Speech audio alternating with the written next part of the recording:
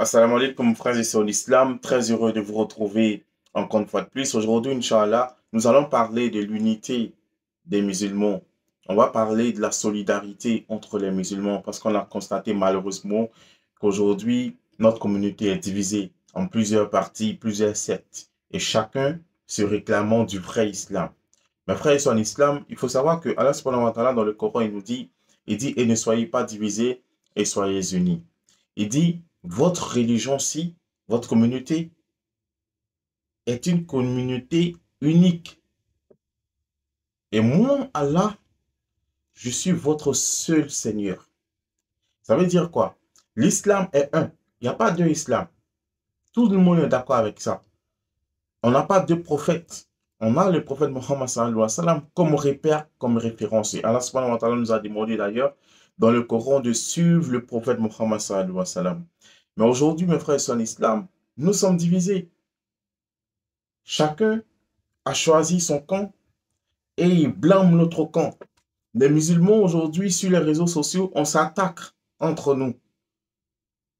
D'autres se réclamant Wahhabia, d'autres Tidjanites, d'autres chiites, d'autres sunnites, d'autres ahmadites, d'autres soufis. Il y a tellement de groupes aujourd'hui qu'on doit se demander, mais qu'est-ce qui n'a pas marché?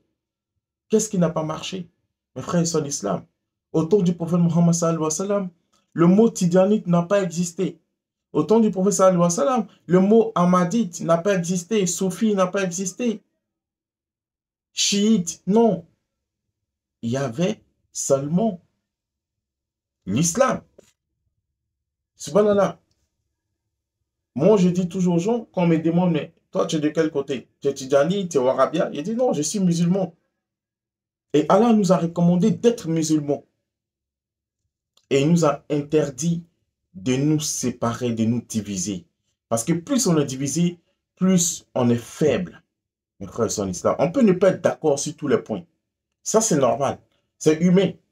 Mais on n'a pas le droit de nous diviser. On n'a pas le droit de devenir des ennemis alors que nous avons tous dit Ashhadu an la ilaha illallah wa ashhadu anna Muhammadan abduhu wa rasuluh. Mes frères et sœurs en islam, on doit se ressaisir.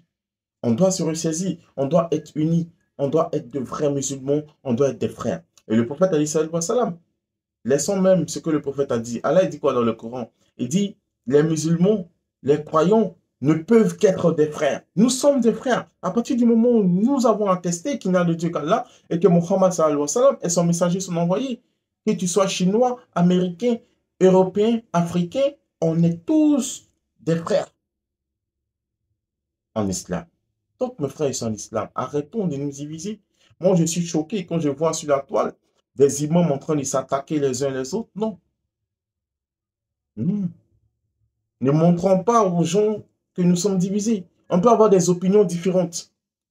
Subhanallah. Le jugement appartient à qui? Appartient à Allah. Mais Allah il nous a dit juger selon le Coran. Donc, si on est en divergence d'idées, c'est-à-dire on n'est pas d'accord sur un point, on se réfère à quoi? On se réfère au Coran et à la parole du prophète Mohammed sallallahu alayhi wa sallam. Et le prophète lui-même d'ailleurs, il a dit, je vous laisse deux choses. Si vous vous cramponnez à ces deux choses-là, vous ne connaîtrez pas l'égarement. Subhanallah. Et ces deux choses, c'est quoi? C'est le Coran et ma sunna.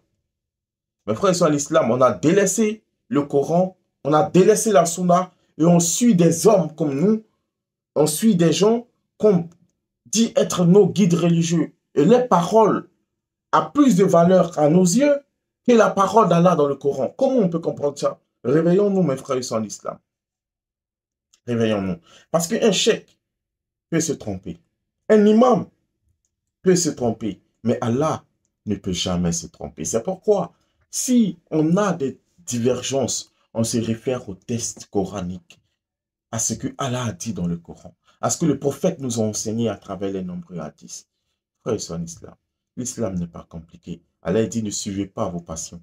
Ne suivez pas vos passions. Parce qu'aujourd'hui, je veux être apprécié des gens. Je dis ce que les gens veulent entendre. Subhanallah. Ne cherchons pas à plaire aux gens. Ne cherchons pas à plaire aux créatures. Cherchons plutôt à plaire au Créateur. Parce que le jugement lui appartient.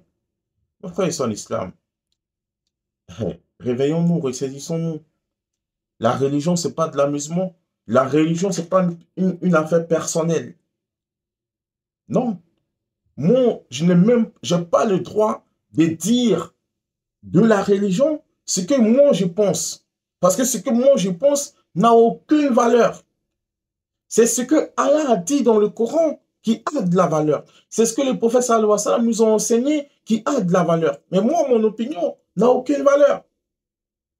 Et tout a été déjà dit, tout a été déjà écrit.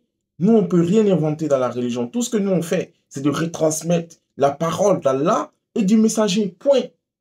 Notre avis ne compte pas, mes frères et sœurs en islam. Parce que Dieu a déjà tout dit. Le prophète sallallahu alayhi wa sallam a déjà tout enseigné. D'ailleurs, lors de son dernier sermon, il a dit, il a pris les gens qui étaient là en témoin. Il dit, retransmettez de moi tout ce que vous avez entendu, tout ce que vous avez reçu comme enseignement. Est-ce que je vous ai bien retransmis ce que j'ai reçu? Ils ont dit oui. Ya Rasulillah, tu as bien retransmis. Et il a pris Allah témoin. Il n'a rien laissé, mes frères et sœurs en islam. Ne vous faites pas tromper par des gens parce qu'aujourd'hui, il y a beaucoup de vendeurs d'illusions. Beaucoup de personnes qui sont en boubou ne sont pas forcément des musulmans. Beaucoup de personnes qui portent des chapeaux, qui gardent là-bas, ne sont pas forcément de bons musulmans. Non. Le bon musulman, c'est celui-là qui a la crainte de Dieu et c'est celui-là qui applique la parole de Dieu, qui applique les commandements de Dieu. C'est lui le croyant. Et la dernière fois, j'ai fait une vidéo où je parlais des attributs du croyant. Allah, il a dit dans le Coran, dans la sourate, les croyants. Subhanallah. Mes frères et sœurs en islam, ressaisissons-nous, apprenons notre religion, mais apprenons notre religion là où on doit l'apprendre. Parce que si tu apprends ta religion auprès d'un ignorant, c'est sûr que tu seras toi-même un ignorant. Allah subhanahu wa ta'ala nous accorde la bonne compréhension, qui nous guide sans cesse sur le droit chemin, qu'il fasse de nous des musulmans pieux et sincères, qu'il nous donne la force de continuer à le prier, à l'adorer, de jour comme de nuit, durant toutes nos vies jusqu'au jour de la rétribution, qu'il ramène la paix et l'union entre les musulmans. J'ai été très heureux d'être en votre compagnie. J'espère très prochainement vous retrouver, Inch'Allah. Assalamu alaikum et à très bientôt, Inch'Allah.